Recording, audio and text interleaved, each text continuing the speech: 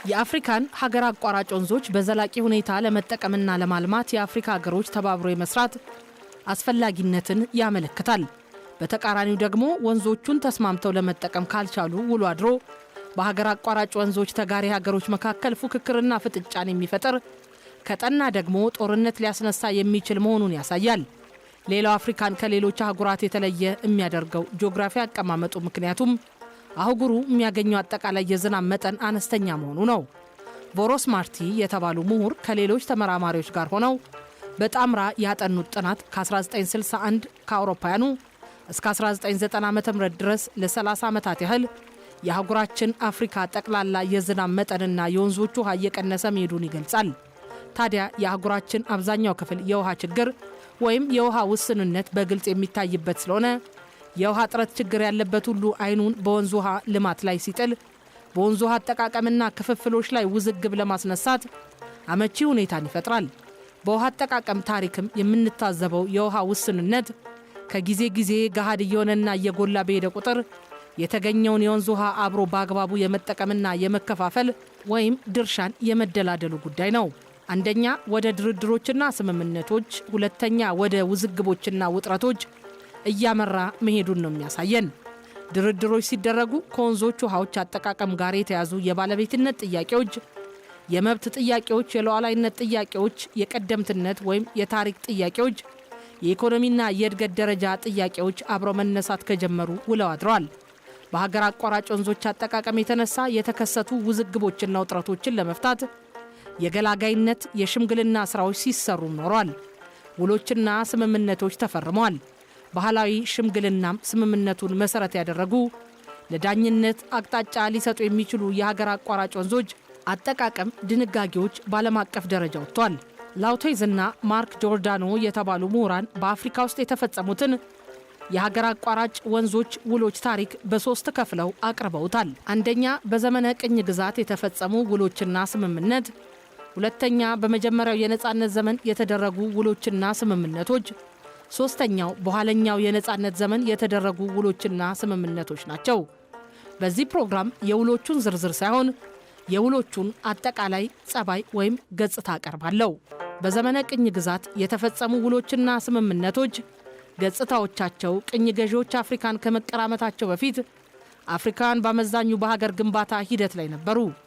የተደራጁ መንግስታት ነበሯቸው የሚባሉት እንኳ ከአንዱ አካባቢ ወደ ሌላው አካባቢ የዘመቱ ያሸነፉትን ህዝብ እያስገበሩ ከሚኖሩ በቀር ለግዛቶቻቸው ዳር እንጂ ድንበር አልነበራቸውም። ድንበር ከሌለ ድንበር አቋራጭ ወንዞች አይኖሩም። በድንበር የተለየ ሀገርም ከሌለ ሀገር አቋራጭ ወንዞች ሊኖሩ አይችሉም። አውሮፓውያን አፍሪካን ሲቀራመቱ በወንዝ ተፋሰሶችና በወንዝ ገበቴዎች ውስጥ የኖሩ የነበሩትን ህዝቦች በሀገር ከፋፍለው ድንበር ወይም መስመር ሲያወጡላቸው ድንበር አቋራጭ ወይም ሀገር አቋራጭ ወንዞች ተፈጠሩ። ከአንዱ አካባቢ ተነስቶ ወደ ሌላው አካባቢ የወርድ የነበረው ወንዝ ከአንድ ሉዓላዊ ሀገር ወደ ሌላ ሉዓላዊ ሀገር የሚፈስ ሀገር አቋራጭ ወንዝ ሆነ። ስለዚህ ብዙዎች ሀገር አቋራጭ ወንዞች ቅኝ ገዢዎች ከፈጠሯቸው የሀገር ድንበሮች ጋር የተፈጠሩ ናቸው። አንዳንድ ወንዞች እንደ ድንበር ወይም መስመር እንዲያገለግሉ በመደረጋቸው በወንዞች ግራና ቀኝ ይኖሩ የነበሩ ተመሳሳይ ልማድና ባህል የነበራቸው ህዝቦች ግማሾቹ ወደ አንዱ ሀገር፣ ግማሾቹ ደግሞ ወደ ሌላው ኩታ ገጠም ሀገር ተከልለው የተለያዩ ሀገሮች ዜጎች ሆነዋል። እንደፈለጉ ወይም ወዲህ ይሻገሯቸውና እንዳሻቸው ይጠቀሙባቸው የነበሩት ወንዞች ያለ መውጫና መግቢያ ቪዛ ሊሻገሯቸው አልቻሉም። የድንበሩን ወንዝ ወይም ውሃ ለመጠቀምም በሚመለከታቸው ኩታ ገጠም ሀገሮች መካከል ያጠቃቀም ውል መዋዋል አስፈላጊ ነበር። በምዕራብ አፍሪካ በጊኒና በሴራሊዮን መካከል የሚወርደው ታላቁ ስካርሲስ በሚባለው ወንዝ ላይ የተከሰተው ይኸው ነው። ስካርሲስ የተባለውን ወንዝ በሸለቆ ውስጥ የሚኖሩ በኋላ በድንበር የተነሳ ተለያይተው የጊኒና የሴራሊዮን ዜጎች የሆኑ ህዝቦች አሳ ለማጥመድም ሆነ ለመጓጓዣ እንዳሻቸው በጋራ ይጠቀሙበት ነበር። እንግሊዞች ሴራሊዮንን፣ ፈረንሳዮች ደግሞ ጊኒን ሲይዙ ስካርሲስ የተባለውን ወንዝ የሁለቱ ሀገሮች ድንበር እንዲሆን በጥር 1895 በአውሮፓውያኑ ፈረንሳይ ፓሪስ ላይ ተገናኝተው ተስማሙ።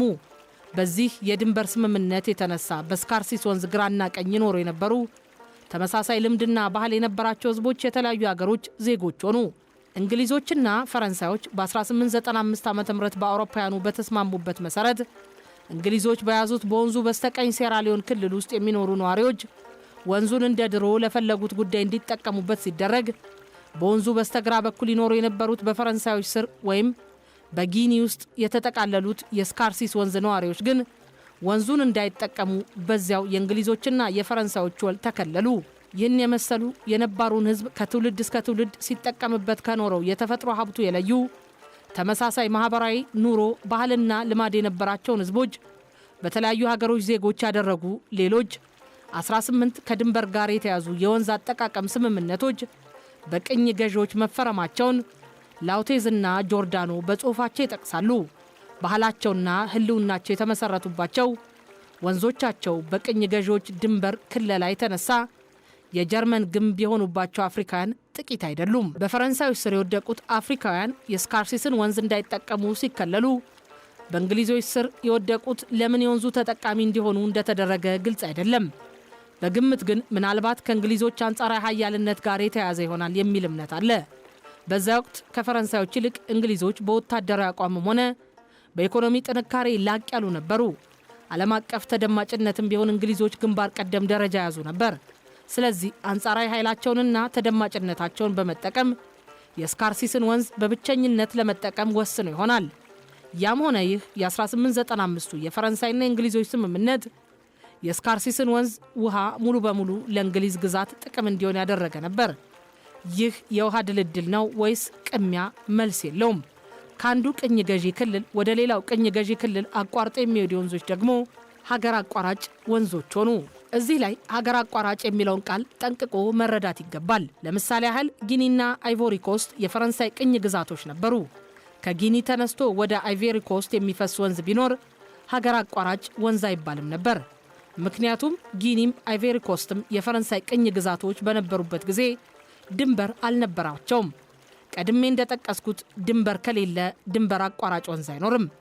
ድንበር ቢኖራቸውም ነፃነታቸውን የተገፈፉና ሉዓላዊነት ያልነበራቸው ቅኝ ግዛቶች ስለነበሩ የሀገራቸውን የተፈጥሮ ሀብት የወንዝ ውሃን ጨምሮ በፈለጉት መንገድ ለመጠቀም ስልጣን አልነበራቸውም።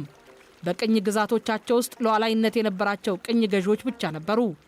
በግዛቶቻቸው ውስጥ ያለውን ወንዝ ጊኒ ውስጥም ይሁን አይቮሪ ኮስት በፈለጉት መንገድ እንዳይጠቀሙበት የሚከለክላቸው ወይም የሚቀናቀናቸው ባለጋራ አልነበረም። ስለዚህ በዚህ ምሳሌ የጊኒም የአይቮሪ ኮስትም ሉዓላዊ ባለስልጣኖች በዚያን ጊዜ ፈረንሳዮች ነበሩ። በዘመነ ቅኝ ግዛት በምስራቃዊ አህጉራችንም የተፈጸሙትን የወንዞች ውሎችና ስምምነቶች ብንመለከት ተመሳሳይ ሁኔታ እናያለን። በቅኝ ግዛት ዘመን የተፈጸሙ ውሎችና ስምምነቶች አብዛኞቹ ያተኮሩት በወንዞቹ ውሃ ክፍፍሎች ላይና ወንዞቹን በመጓጓዣነት በመጠቀም ላይ ነበር።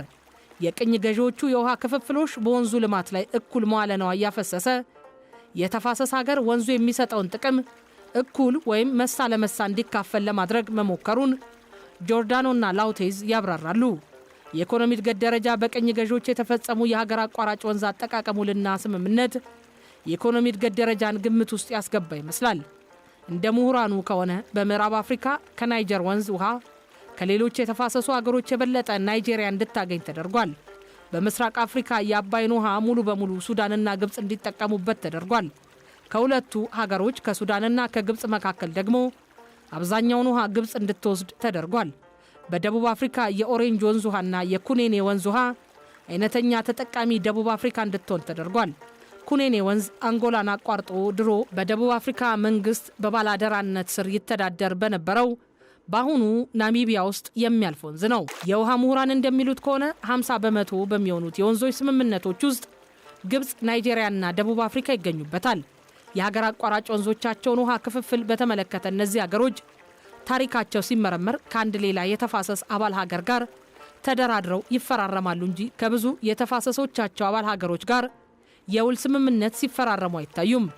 ይህንንም የሚያደርጉት በድርድርና በስምምነት ወቅት አንጻራዊ ጥቅም ማግኘት እንዲችሉ ነው ይላሉ። የግብፅን ሁኔታ ብቻ ለይተን ብንመለከት ናይጄሪያን፣ ግብፅን፣ ደቡብ አፍሪካን ስናይ አንጻራዊ የሆነ የኢኮኖሚ ጥንካሬያቸውን መሰረት ያደረገ አደላደል ይመስላል። ቅኝ ገዢዎቹ ያንን የመሰለ የውሃ ክፍፍሎች ሲያደርጉ ከራሳቸው የግል ጥቅም በተጨማሪ በኢኮኖሚ አንጻራዊ እድገትና ጥንካሬ ያሳየ ሀገር ብዙ ውሃ ይገባዋል፣ በኢኮኖሚ ደካማ የሆነው ሀገር ደግሞ አነስተኛ ውሃ ብቻ ይበቃዋል የሚል ውሳኔ የወሰኑ ይመስላል። አዎ በመሰረቱ የውሃ ፍላጎትና ፍጆታ ጉዳዩ ከኢኮኖሚ እድገት ጋር የተጣበቀ ግንኙነት እንዳለው ይታመናል። የደከመና ወደ ኋላ የቀረ ኢኮኖሚ ብዙ ውሃ አይፈልግም፣ ብዙ ውሃ አይፈጅም። የሁለት ሀገሮች የኢኮኖሚ እድገት ደረጃ እየተፈራረቀ በሄደ ቁጥር የሚፈጁት የውሃ መጠን ልዩነትም እጅግ በጣም ሰፊ እየሆነ ይሄዳል። በቅኝ ግዛት ዘመን በሀገር አቋራጭ ወንዞች ላይ የተከናወኑ ውሎችና ስምምነቶች ያተኮሩት ድንበር በመካለልና በውሃ ድርሻ ክፍፍል ላይ እንጂ ውሃውን በጋራ በማልማትና አብሮ በመጠቀም ላይ ባለመሆኑ ውል በተፈጸመባቸው ተፋሰሶች ሁሉ የጋራ የወንዝ ልማት ድርጅቶች አልተቋቋሙም። ወንዙ የሚሰጠውን ጥቅም መካፈልና የወንዙን ውሃ መካፈል ልዩነት እንዳላቸው ልብ ማለትን ያስፈልጋል። በቀጣዩ ሳምንት የዚህም ፕሮግራም ተከታይ ክፍል ይዤ እቀርባለሁ።